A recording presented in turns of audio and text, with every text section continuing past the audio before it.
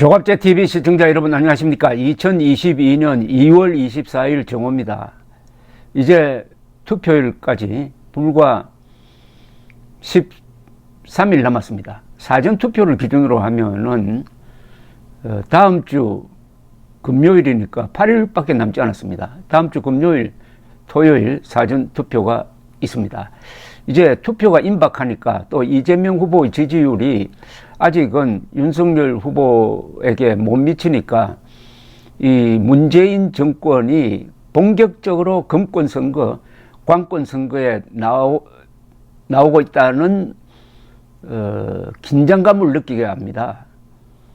오늘 문재인 대통령은 호남을 방문한다고 합니다. 지금 호남에서 윤석열 후보의 지지율이 상당히 오르고 있습니다. 보통 이런 선거는 중립내각을 구성해서 관리하는 게 우리나라의 관례였습니다. 중립내각을 편성하지 않는 것은 노골적으로 관권, 금권을 이용해서 이재명 후보를 당선시키라는 의지를 반영하는 것으로 밖에 의심하지 않을 수가 없는 겁니다. 더구나 어제 오늘 방역 지원금을 330만 소상공인을 대상으로 1인당 300만 원씩 지금 뿌리고 있습니다. 10조가 들어갑니다. 이것도 투표 임박해서 이렇게 하는 것도 득표 공작이라고 밖에 볼 수 없습니다. 이 정권의 성격상 그 영향이 감시되고 있습니다.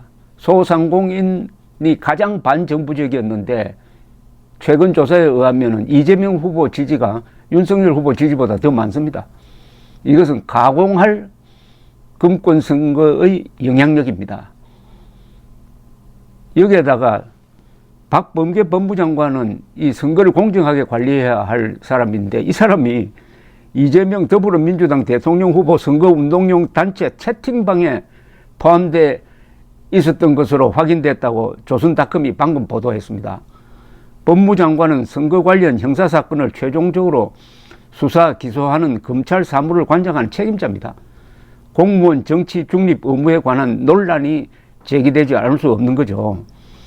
조선닷컴 취재 결과 민주당 선거대책위원회 특보다는 텔레그램 단톡방인 소통방 이재명 후보 총괄 특보단을 운영하고 있는데 여기에는 전현직 국회의원과 이 후보 특보 3천여 명이 활동 중이었다는 겁니다. 특히 이 단톡방에는 선대위 산하위원회 정부위원장 모집 공지가 올라왔고 갤럽과 한국리서치 공정 리얼미터 여론조사 수신번호를 공유하며 해당 번호의 전화가 걸려오면 받을 것을 독려하는 등 노골적인 선거운동을 하고 있다는데 여기 왜 법무장관이 선거 중립의 가장 핵심적인 위치에 있는 법무장관이 왜 여기 들어가 있느냐. 그래서 조선닷컴이 22일부터 여러 차례 박범계 법무장관과 법무부와 연락을 취해도 별다른 해명을 내어놓지 않고 있다는 것입니다. 그 대신 취재가 시작된 뒤 진성준 의원을 제외한 모든 전현직 의원과 박 장관이 단톡방에서 사라진 것으로 확인됐다는 겁니다. 뭔가 끄림칙하니까 이렇게 된 것 아니겠습니까? 선관위 관계자는 장관이 법을 위반했다고 적답하기는 어려운 사안이다.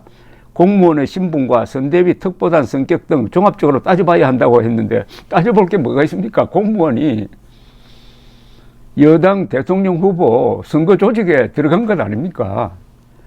익명을 원한 한 변호사는 박 장관이 단톡방에서 적극적으로 특정 후보에 대한 지지 등을 요청하는 선거운동을 한 사실이 없다고 하더라도 가입돼 있다는 사실만으로 단톡방에서 선거운동을 하는 사람들에게 동조하는 것으로 오해받을 수 있는 상황이다. 이는 공직선거법과 국가공무원법상 정치운동의 금지에 위반될 수 있는 사안이라고 논평을 했습니다. 문재인 대통령은 오늘 전북 군산을 찾았습니다. 군산에서 현대중공업 군산조선소에서 열리는 군산조선소 재가동을 위한 협약식에 참석했습니다. 2017년 7월 현대중공업 군산조선소가 가동 중단된 이후 4년 7개월 만에 재가동을 위한 행사를 여는데 현대중공업 대표이사를 비롯하여 전북도지사, 군산시장, 산업부, 고용노동부 장관 등과 민주당 신영대 의원 등 정부 여당 관계자들이 대거 참석했습니다. 청와대는 문 대통령의 군산 방문과 관련해서 문 대통령에게 군산은 제일 아픈 손가락이었다. 2017년 7월 군산 조성소가 가동 중단되고 2018년 2월에는 한국 GM 군산 공장이 폐쇄되어 군산과 전북 지역 경제가 큰 타격을 받았기 때문이다.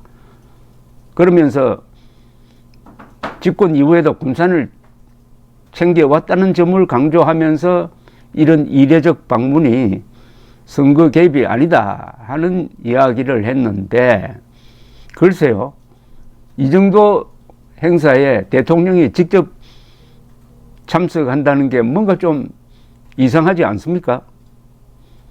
더구나 문재인 대통령은 그 동선이 보면은 거의 청와대에서 나오질 않습니다. 그리고 중요한 꼭 있어야 할 자리에는 나오질 않아요. 그런데 한 공장의 재가동 행사에 왜 가느냐 이겁니다. 이건 누가 봐도 윤석열 후보가 요사이 전라도를 누비면서 전라도 지역에서 한 30% 득표까지 목표를 하고 밀어붙이니까 거의 위기감을 느낀 것 아닙니까?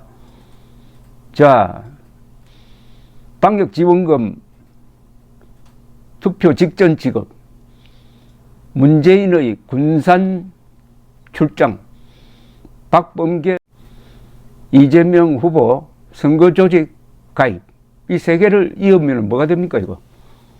관권선거, 금권선거 아닙니까? 드러난 것만 이렇습니다. 드러난 것만. 이런 행동을 만약 이명박 대통령이나 박근혜 대통령이 했다면은 지금 나라가 아마 뒤집어졌을 겁니다. 여기다가 플러스 중립내각을 구성하지 않았다. 이제 본격적으로 문재명 세력이 총동원령을 내린 듯 합니다. 문재명 세력이 총동원령을 내리면은 대한민국 세력도 총동원령을 내려야죠. 정권 교체를 원하는 사람이 한 60%는 됩니다. 60%가 총동원령을 내리고 단결을 하면은 한 40% 되는 문재명 세력을 누를 수가 있습니다. 여러분, 저 방송을 듣고 한번 생각을 해 보십시오. 저쪽이 이제 발등에 불이 떨어졌습니다.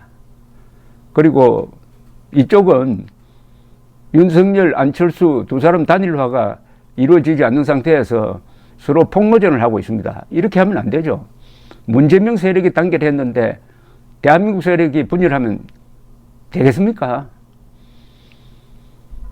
윤석열 후보도 이번 주말 안으로 안철수 문제를 깔끔하게 정리를 해야 됩니다. 단일화가 안 되면 안 된다고 국민들에게 보고를 하고 국민들을 향해서 될 사람 찍어달라, 되어야 할 사람 찍어달라 라고 적극적으로 달려들어야 합니다. 이제는 비장하게 악착같이 싸워야 합니다. 이제 느긋하게 싸울 때는 지났습니다. 지금 지고 있다고 생각하고 싸워야 이 문재명 총동원령이 내린 문재명 세력에 크게 이길 것이라고 저는 생각합니다. 자신감을 가지고 있더라도 그 자신감은 저 뱃속에 넣어놓고 싸울 때는 도전자의, 윤석열 후보는 챔피언이 아니고 도전자 아닙니까? 도전자의 자세로 돌아가서 대한민국 세력에 총동원령을 내려줄 때라고 생각합니다. 감사합니다.